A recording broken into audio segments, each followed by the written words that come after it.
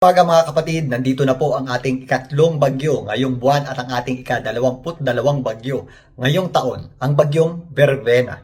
So kahapon ng umaga nakapasok sa loob ng ating Philippine Area of Responsibility. Ito pong low pressure area at kaninang madaling araw, ito po ay tinaas ng pag-asa sa tropical depression category at ganap na nga naging bagyo. Itong binabantayan nating sama ng panahon at nabigyan po yan ng local name na Verbena.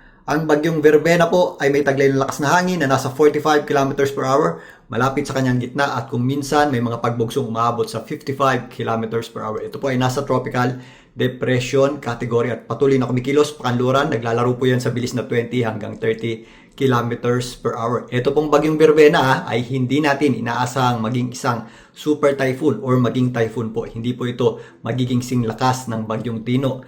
Pero kasabay po ng pagtawid niya sa ating bansa, yan po ay magpapaulan na rin sa malaking areas ng ating bansa. Kasama na po dyan ang ilang bahagi ng Luzon na kung saan malayo po sa mismong bagyo. Sa kasalukuyan, meron po tayong nararanasang masungit na panahon, may mga pagulan at minsan may kasamang pabugso-bugsong hangin, lalong-lalo na kapag meron tayong mga subasco dito po sa northern portion ng Mindanao.